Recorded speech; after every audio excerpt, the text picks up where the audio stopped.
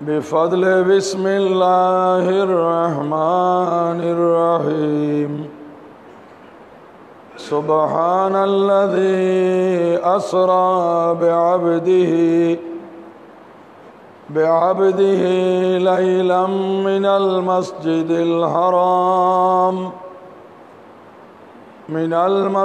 الحرام إلى المسجد الأقصى الذي باركنا حوله لنريه من آياتنا إنه هو السميع البصير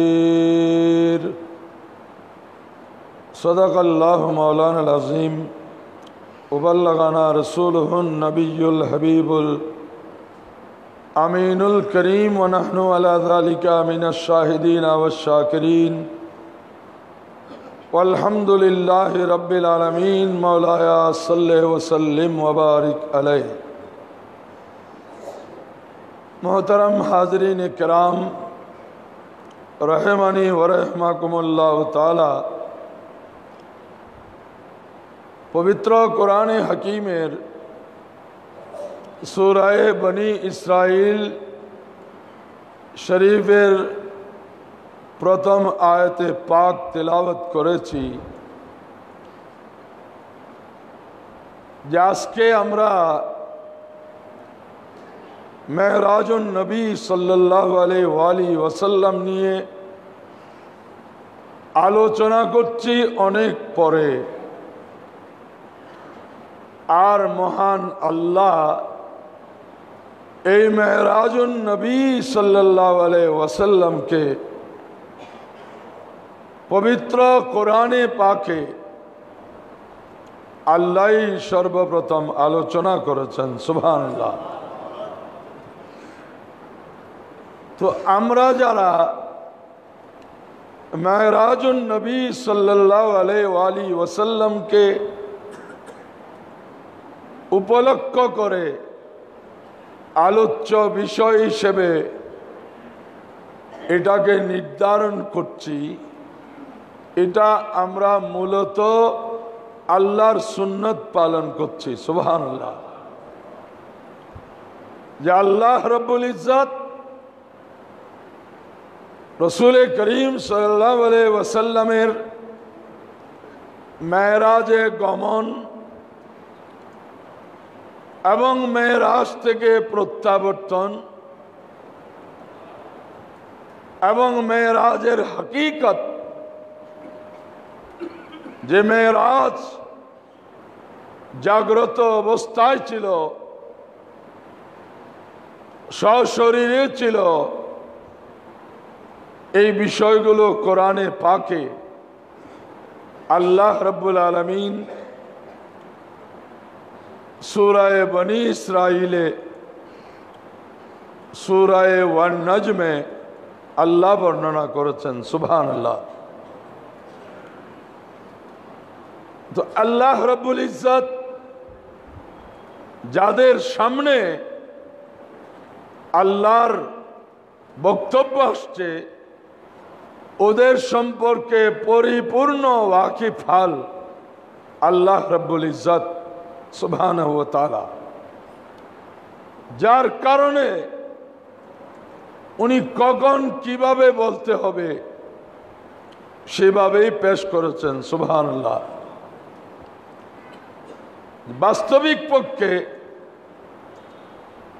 মেহরাজুন নবী সাল্লাল্লাহু আলাইহি ওয়াসাল্লাম অত্যন্ত আশ্চর্যজনক, রহস্যপূর্ণ, মানুষের বোধগম্য হওয়ার বাইরে। মেরাজের গতি প্রকৃতি পর্যালোচনা করলে যে একদিকে যে দীর্ঘ পথের বর্ণনা, অপরদিকে অল্প সময়ের উল্লেখ, এগুলো মানুষকে বুঝার মধ্যে, সাধারণ মানুষের মেধা, বুদ্ধিমত্তা, বিবেক এখানে সমস্যায় পড়বে। তো সব কিছুকে উত্তরণের উপায় হলো, যখন আল্লাহ নিয়ে গেছেন তাহলে সমস্যার কোনো বিষয় নাই। সুবহানাল্লাহ। সেজন্য আল্লাহ বলছেন বিসমিল্লাহির রহমানির রহিম, সুবহানাল্লাযী আসরা। ওই পবিত্র সত্তা যিনি সকল দুর্বলতা, অক্ষমতা থেকে সম্পূর্ণ পুত পবিত্র, যার মধ্যে মিথ্যা, ভিত্তিহীন এগুলো থাকতেই পারে না। কেন? তিনি সুবহান, তিনি পবিত্র সত্তা, যিনি নিয়ে গেছেন রাতের বেলায়। সুবহানাল্লাযী আসরা। আল্লাহর হাবিব যদি এই দাবি করতেন আমি গিয়েছি, তাহলে এটা তো একেবারে প্রথমেই ওরা উড়িয়ে দিত। আল্লাহ রসুল আমি গিয়েছি, কোরআন সেটা বলছে না। কোরআন বলছে আল্লাহ নিয়ে গেছেন।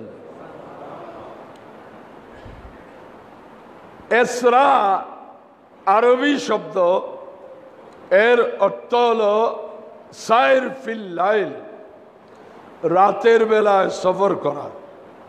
আরবি ভাষা খুব সমৃদ্ধ ভাষা, যেখানে প্রতিটি সামান্য পরিবর্তন হলেই পৃথক শব্দের অস্তিত্ব খুঁজে পাওয়া যায়। তলোয়ার একটা অর্থ, একটা জিনিস, এইটার শত শত আরবি আছে। কি ধরনের তলোয়ার? একটু বেশ কম, এটার অর্থ আলাদা। ওট, কোন ধরনের ওটকে কি বলে? বিশাল এক ভাষা সম্ভার ওটকে কেন্দ্র করে। ঘোড়া, তলোয়ার, ওট, এই কয়েকটি বস্তু এবং প্রাণীর নামের এত বেশি আরবি শব্দ। আরবি ভাষা অত্যন্ত সমৃদ্ধ ভাষা। তো আল্লাহ বলছেন আমি আল্লাহ আমার প্রিয় বান্দাকে রাতের বেলায় নিয়ে গেছি। সুবহানাল্লাহ। আসরা বেআবদিহি, তার প্রিয় বান্দাকে। আল্লাহ কোথাও বলেছেন রসুল, কোথাও বলেছেন নবী, কোথাও বলেছেন হুজুর সাল্লাল্লাহু আলাইহি ওয়াসাল্লামের অন্যান্য গুণবাচক নাম সমূহ। এখানে আল্লাহ বেছে নিলেন আব্দ। কেন? বলে আমার হাবিব সাল্লাল্লাহু আলাইহি ওয়াসাল্লাম সৃষ্টির সর্বশ্রেষ্ঠ, কিন্তু এরপরও উনি আব্দ। আব্দ কোথায় যেতে পারে দেখো। আর আল্লাহর পক্ষ থেকে যখন সৃষ্টির কাছে আসছেন তো রসুল প্রেরিত। এখন আল্লাহর রসুল সৃষ্টির পক্ষ থেকে স্রষ্টার কাছে যাচ্ছেন। এই জন্য এই ক্ষেত্রে আব্দ শব্দই হচ্ছে সবচেয়ে সমীচীন, সবচেয়ে যৌক্তিক। সেজন্য আল্লাহ এখানে আব্দ ব্যবহার করেছেন। আর সবচেয়ে বড় কারণ যেটা, আব্দ শুধু আত্মার নাম নয়, শুধু প্রাণের নাম নয়, রূহ মাল জাসাদ, দেহ প্রাণ উভয়ের সমষ্টির নাম হচ্ছে আব্দ। আল্লাহ ভালো করে জানেন কিছু জ্ঞান পাপী মেরাজকে অস্বীকার করবে, স্বপ্ন বলে অভিহিত করবে, এটাকে উপেক্ষা করার নানা কূটকৌশল অবলম্বন করবে, এগুলোর গোড়ায় কুটারাঘাত করে দিয়েছেন আল্লাহ। বেআবদিহি বলে যে আব্দ শুধু রূহ বা আত্মার নাম নয়, দেহ প্রাণ উভয়ের সমষ্টির নাম আব্দ, যাতে প্রমাণ হয়ে যায় যে রসুলে পাক সাল্লাল্লাহু আলাইহি ওয়াসাল্লাম মেরাজ করেছেন সশরীরে। কারণ স্বপ্ন যুগে কারো জন্য কিছু অসম্ভব নয়। ফকির নিজেকে স্বপ্নে দেশের মহারাজ দেখতে পারেন, মহারাজা নিজেকে স্বপ্নে ভিক্ষা করতেও স্বপ্নে দেখতে পারেন, এটা অসম্ভব কিছু নয়। কিন্তু সবচেয়ে যেটা ওদের কাছেও আশ্চর্য মনে হলো যে উনি সশরীরে গিয়েছেন বলতেছেন, এত অল্প সময়ে কেমনে গেলেন? তো আল্লাহ বলছেন তোমরা এইসব প্রশ্ন কেন তুলছ? উনি জান নাই তো আমি নিয়ে গেছি, তো আল্লাহ নিয়ে গেলে কেমনে অসম্ভব হবে? তাহলে যারা সশরীরে মেরাজকে অস্বীকার করছে, এরা মূলত আল্লাহর কুদরতকে অস্বীকার করছে, যে আল্লাহ নিয়ে যেতে পারেন না। এর অর্থ এটাই হলো। এই সব বিষয় নিয়ে মুসলিম বিজ্ঞানীরা, সায়েন্স নিয়ে মুসলমানের যেসব মেধাবী ব্যক্তিরা গবেষণা করেছেন, ওনারা বললেন যে না, এটা সম্ভব। কারণ আল্লাহর রসুল যে মেরাজে যাবেন, এটা আল্লাহর পরিকল্পনায় ছিল, সেজন্য রসুলকে কোরআনে নূর বলা হয়েছে। সুবহানাল্লাহ। নূর আলোর ওজন নাই, বাতাসের কিন্তু কি আছে? ওজন আছে। তো এই যে ঊর্ধ্ব জগতে গমন করার ক্ষেত্রে যেই সব বাধা বিপত্তির প্রশ্ন বিজ্ঞানের দৃষ্টিতে আরো ভয়, সেগুলোর জবাবও কোরআনে আল্লাহ দিয়েছেন, কাদ জাআকুম মিনাল্লাহি নূর। আল্লাহ যাকে যেই কাজের জন্য সৃষ্টি করেছেন, সেই যোগ্যতা তাকে আল্লাহ দিয়ে দিয়েছেন। পাখিগুলো উড়বে, উড়ার জন্য ওদের পাকা প্রয়োজন, সেই পাকা আল্লাহ পাখিকে দিয়েছেন। আওয়ালাম ইয়ারাউ ইলা তায়র, আল্লাহ বলেন মানুষ কি আকাশে উড়ন্ত পাখিগুলোকে দেখে না? এগুলো পড়ে যায় না কেন? কোরআন রসুল করিম সাল্লাল্লাহু আলাইহি সাল্লামকে বলছে, সুবহান, মহান পবিত্র সত্তা নিয়ে গেছেন তার প্রিয় বান্দাকে রাতের বেলায়। রাতের বেলায় আসরা শব্দের ভিতরে আছে আরো নিশ্চিত করার জন্য আল্লাহ আবার বললেন, লাইলাম মিনাল মসজিদিল হারাম। লাইল মানে রাত, আর আল্লাইলা বলেন নাই। সুবহানাল্লাযী আসরা বিআবদিহি, আল্লাইলা যদি বলতেন তো বলতো, আল্লাইল বললে পুরা রাত, পূর্ণ রাত অর্থ করার সুযোগ ছিল। কিন্তু আলিফ লাম ছাড়া লাইলান দুই সবর দিয়ে আল্লাহ প্রমাণ করে দিলেন খুব অল্প সময়ে। সুবহানাল্লাহ। এটা আরবি ব্যাকরণের বিষয়। প্রত্যেক ভাষাকে তার ব্যাকরণ দিয়ে বুঝতে হবে। এখানে অন্য কিছু যুক্তিতর্কের অবকাশ নেই। লাইলাম ফুরকানিয়া মাদ্রাসায় পড়া হবে, লামিয়াজল লাই লামালিব দুজবল লান লাইলান, আর মাদ্রাসায় পড়া হবে। এখানে দুই জবর যেটা আসছে এটা সামান্য বোঝানোর জন্য। আত-তানবীনু লিত-তাকলিল, কলিল বোঝানোর জন্য, সামান্য সময়, সময় সামান্য, দূরত্ব সামান্য। এটাই তো মুজিজা। অল্প জায়গা অল্প সময়ে অতিক্রম আমরাও করতে পারি, এটা মুজিজা কেমনে হবে? সেজন্য দূরত্ব অনেক, সময় অল্প। মিনাল মসজিদিল হারাম, মসজিদে হারাম থেকে, বাইতুল্লাহ শরীফ এর চারিপাশে যে মসজিদ, ওটাকেই বলে মসজিদুল হারাম। কোথায় নিয়ে গেছেন? ইলাল মসজিদিল আকসা, দূরবর্তী মসজিদে। আল আকসা এটার শাব্দিক অর্থ হলো সবচেয়ে দূরের মসজিদ। আমরা জানি মসজিদে আকসা মানে বাইতুল মুকদ্দাস, কিন্তু এখানে যদি শব্দকে বিশ্লেষণ করে তো জমিন থেকে সবচেয়ে দূরের মসজিদ হয় বাইতুল মামুর। চতুর্থ আসমানে যে বাইতুল মামুর দূরত্বের দিক থেকে আকসা, ওইটাও হয়। এই জন্য অনেক তাফসীরকার বলেছেন যে আকসা বাইতুল মুকদ্দাস হতে পারে, বাইতুল মামুর হতে পারে।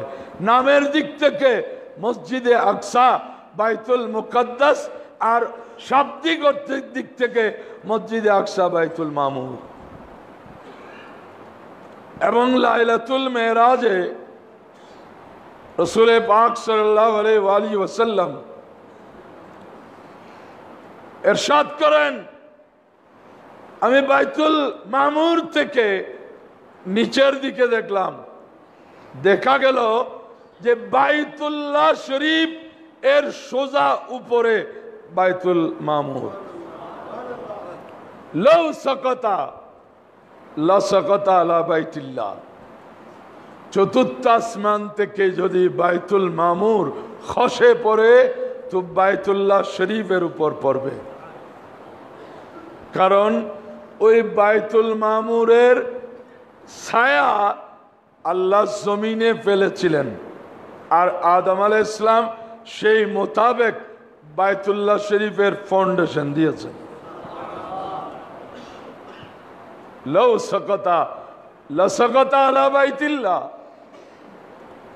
তো দুইটাই তো কাফের মুশরিকদের কাছে বাইতুল মামুর বলে লাভ নাই, যেখানে ওরা বাইতুল মুকদ্দাসকে স্বীকার করছে না, এতটুকু যাওয়াকে অস্বীকার করছে, সেখানে ওদের জন্য এটা প্রযোজ্য নয়। এটা এটা আবু জাহেলের জন্য প্রযোজ্য নয়, এটা সিদ্দিক আকবরের জন্য প্রযোজ্য, এটা ফারুকে আজমের জন্য প্রযোজ্য, এটা উসমানে গনি সুন্নুরাইনের জন্য প্রযোজ্য, এটা মৌলা আলী শেরে খুদা হায়দার কাররারের জন্য প্রযোজ্য, এটা সাহাবায়ে কেরামের জন্য প্রযোজ্য, যে রসুলের চেয়ে অনেক দূরে যেতে পারেন। সুবহানাল্লাহ। ইসরা, বাইতুল্লাহ শরীফ মসজিদুল হারাম থেকে বাইতুল মুকদ্দাস এই পর্যন্ত, এটাকে বলা হয় ইসরা। এজন্য ইমামে বুখারী রহমতুল্লাহ আলাইহি সহিহ বুখারী শরীফে প্রথমে উল্লেখ করেছেন বাবুল ইসরা, এর পরে আনতেছেন বাবুল মেরাজ। ইসরা এটা বাইতুল্লাহ শরীফ থেকে বাইতুল মুকদ্দাস। এই দুই মসজিদের মধ্যবর্তী জায়গায় আল্লাহ আল্লাহর হাবিবকে নিয়ে যাওয়ার যে প্রস্তুতি পর্ব, সেটা বড় জানার বিষয়, আশ্চর্য। হুজুর শ্রী আলম সাল্লাল্লাহু আলাইহি ওয়াসাল্লাম ওই রাতে নিজের ঘরে ছিলেন না, উম্মে হানির করেছিলেন।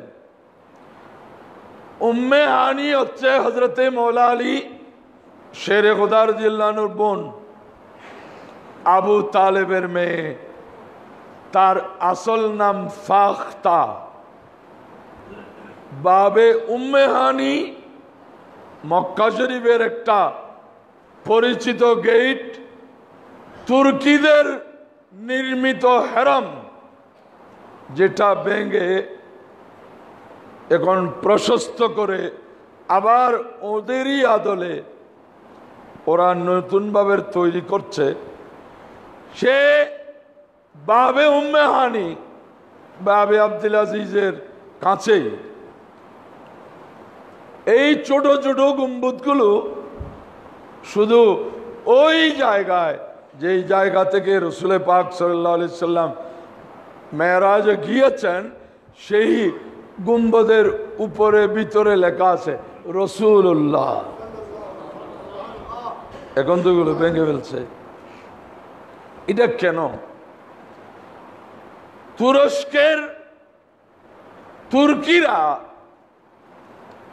কোরআন ও সুন্নায় বর্ণিত ঐতিহাসিক ঘটনাপুঞ্জকে ঐতিহাসিকভাবে অস্তিত্ব মুসলমানের সামনে রাখার জন্য ওনারা সমস্ত ইন্তজাম করেছিলেন।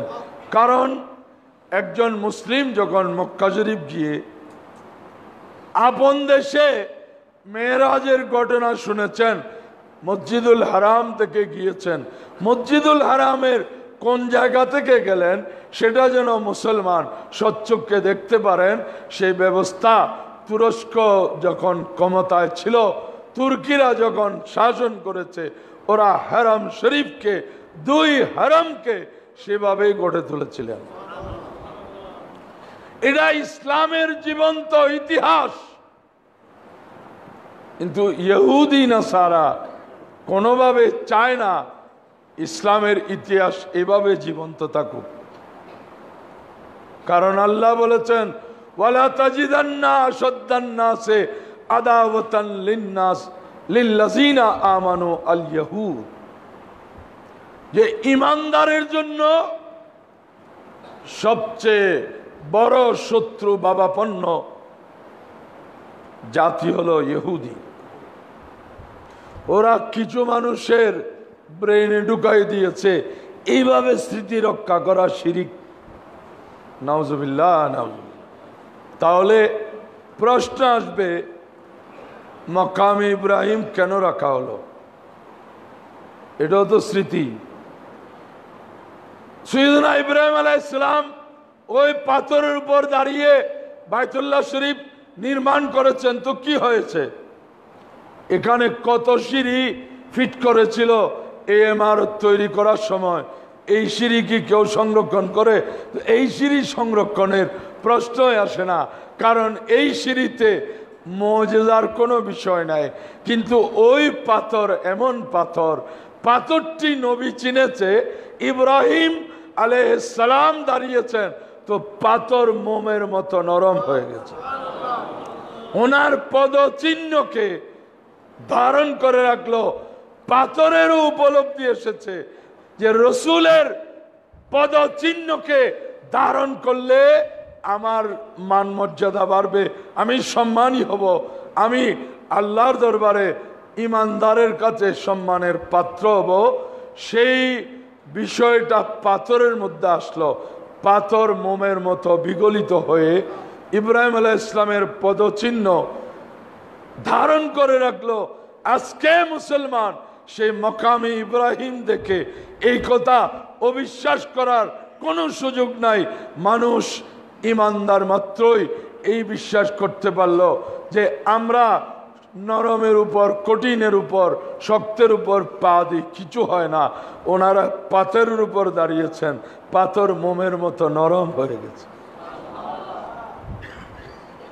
এবং সৈয়দনা ওমর বিন খাত্তাব ফারুক আজম রাদিয়াল্লাহু আনহু, আল্লাহ ওনাকে আরো দূরদর্শিতা দিয়েছেন। উনি মনে মনে বললেন, এই মাকাম ইব্রাহিমকে নিয়ে কিছু একটা যদি কোরআন শরীফে না আসে তাহলে পরবর্তীতে সমস্যা দেখা দেবে। পাথর একটা কেন নামাজের সময় থাকবে, পিছনে ফেলে দাও, এগুলো কথা এসে যাবে। উনি ভাবতে ভাবতে আয়াত নাজিল হয়ে গেল, ওয়াত্তাখিযু মিন মাকামি ইব্রাহিমা মুসাল্লা। সহিহ বুখারী শরীফে হযরত সাইয়্যিদনা ওমর রাদিয়াল্লাহু আনহুর চিন্তা ভাবনা আল্লাহর কাছে এত গ্রহণযোগ্য ছিল, কমপক্ষে 4টি বিষয়ে উনি যা ভেবেছেন সেই অনুযায়ী আয়াতে পাক নাজিল হয়েছে। সেই জন্য ওনাকে বলা হয় আল মুওয়াফিকু রায়ুহু বিল কিতাব, যার মতামত কোরআনের সাথে সামঞ্জস্যপূর্ণ। আল্লাহ বলেন, ওমর নামাজের ব্যবস্থা করে দিলাম, আমি এটাকে আরো কি বলছি শুনো। কোরআনে বলছে সূরা বাকরায়, ফিহে আয়াতুম বায়্যিনাতুম মাকামু ইব্রাহিম।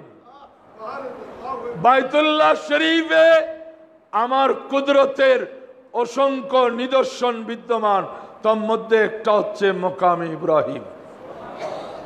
আল্লাহ অন্য নিদর্শনের নাম ধরে বলেন নাই, একটা বিষয়কে নাম ধরে বলে দিলেন, সেটা হচ্ছে মাকামু ইব্রাহিম। ফিহে আয়াতুম বায়্যিনাতুম মাকামু ইব্রাহিম। দেখেন আমাদের পাক কোথায় না পড়ছে, কে তাকে গুরুত্ব দিচ্ছে, কে সংরক্ষণ করছে। আর ইব্রাহিম আলা নবিয়্যিনা আলাইহিস সালাম পাথরের উপর পা রেখেছেন, পাথরে ওনার কদম পদচিহ্ন অঙ্কিত হয়ে গেছে, আর সেটা বাইতুল্লাহ শরীফে স্থান পেয়েছে। আর মুসলমানদেরকে ওয়াজিবুত তাওয়াফের নামাজ সেটাকে সামনে রেখে পড়ার নির্দেশনা আসলো পবিত্র কোরআনে। সুবহানাল্লাহ। তো আমরা যারা ঈমানদার, আমাদের বোঝা উচিত যে আল্লাহ আম্বিয়ায়ে কেরাম আলাইহিমুস সালামকে কিভাবে মূল্যায়ন করছে। এই বিষয়টা যদি আমরা সামনে রাখি, আমাদের ধ্যান ধারণায় লালিত পালিত করি, লালন করি, তাহলে আমরা আম্বিয়ায়ে কেরামের মর্যাদাকে বুঝতে পারব। আল্লাহ বলেন, মিনাল মসজিদিল হারামে ইলাল মসজিদিল আকসা। কেন নিয়ে গেলেন? মসজিদে আকসা কোনটা? আল্লাযী বারাকনা হাওলাহু, যেই মসজিদে আকসার চারিপাশে আমি বরকত দিয়েছি। তাহলে মসজিদে তো বরকত আছে, মসজিদের আশেপাশেও কি আছে? তাহলে বোঝা যায় পবিত্র স্থান এবং নেক বান্দাদের আশেপাশেও বরকত আছে। তার কারণ হলো হযরত এই বাইতুল মুকাদ্দাসের চারিপাশে প্রায় 70,000 আম্বিয়ায়ে কেরামের মাজারাত আছে। সাইয়্যিদনা মুসা কলিমুল্লাহ আলাইহিস সালাম, বুখারী শরীফের রওয়ায়াত, উনি ওসিয়ত করে গেলেন যে আমাকে বাইতুল মুকাদ্দাসের এত দূরত্বে দাফন করবা, রমিয়াতা হাজরিন, একটা কঙ্কর নিক্ষেপ করলে যতটুকু যায় সেই দূরত্বে আমাকে দাফন করবা।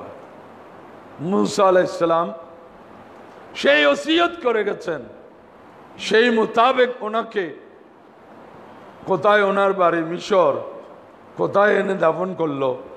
আর আমার নবী, বাইহাকির রেওয়ায়ত, মুসলিমের রেওয়ায়ত, যে আমি কসিবে আহমর এক জায়গায় লাল বালির স্তূপ ছিল, লাল রঙের বালি, মারারতু ইনদাল কসিবিল আহমর ফারাআইতু মুসা আলাইহিস সালাম ওয়া হুয়া কায়িমুন ইউসাল্লি ফি কবরিহি। আমি কসিবে আহমরের পাশ দিয়ে মেরাজ রজনীতে যাচ্ছিলাম, আমি দেখলাম মুসা আলাইহিস সালাম ওনার কবরে দাঁড়িয়ে দাঁড়িয়ে নামাজ পড়তেছেন। যারা নামাজ পড়ে না যারা নামাজের প্রতি উদাসীন তাদের বোঝা উচিত আম্বিয়া একরাম কবরে গিয়েও পড়তেছেন, আমরা দুনিয়ায়ও পড়তেছি না। আমরা কত বদনসিব যারা নামাজ পড়ে না। নামাজে এমন মজা যে ওনারা কবরে গিয়েও নামাজ ছাড়েন নাই। আরো কি দাঁড়িয়ে দাঁড়িয়ে পড়তেছেন। তো প্রশ্ন আসতে পারে, কবরে তো দাঁড়ানোর জায়গা থাকে না, আমরা তো এমন ভাবে কবর দিই বসার জায়গাও থাকে না। কিন্তু হাদিসে আছে ফেরেশতা এসে ফয়ুজিল সানি, বুখারী মুসলিম উভয়তে আছে, ফেরেশতারা মইয়তকে বসায়। আমরা যেখানে তাবুত দিই না, বাঁশ বেড়া দিই, সেটা তো মইয়ত থেকে এক বিগত খালি থাকে না উপরে, তো এখন ওখানে বসবে কেমনে?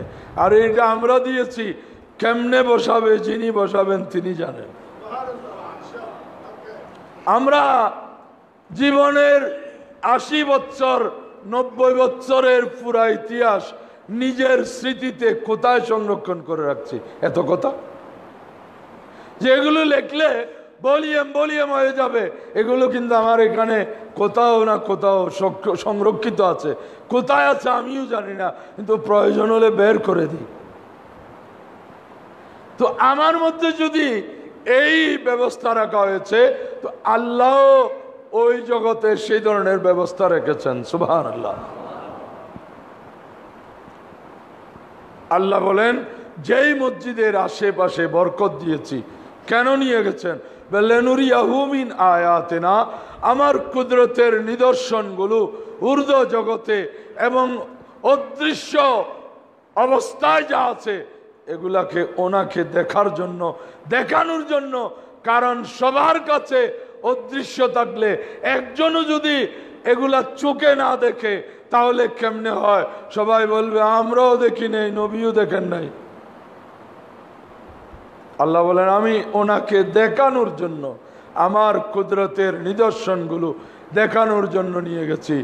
ইন্নাহু হুয়াস সামিউল বাসীর, নিশ্চয় তিনি অধিক শ্রোতা এবং অধিক দ্রষ্টা।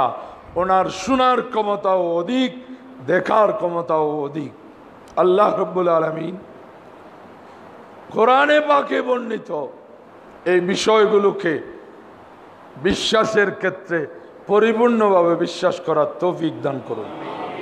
সমস্যা কাদের জন্য? যারা সব ক্ষেত্রে রসুলকে নিজের উপর তুলনা করে চলছেন, ওনারাই সব কানে বাধাগ্রস্ত হচ্ছেন। এটা কেমনে হবে, ওইটা কেমনে হবে, সেটা কেমনে সম্ভব, ওইটা কেমনে সম্ভব। আল্লাহ নিয়ে গেলে সেখানে অসম্ভব কি আছে? আল্লাহ রাব্বুল আলামিন সেভাবে মেরাজুন নবীকে বুঝার, বিশ্বাস করার আল্লাহ আমাদেরকে তৌফিক দান করুন। আমিন। ওয়া আখিরু দাওয়ানা আলহামদুলিল্লাহি রাব্বিল আলামিন। মোহতারাম হাজিরিন।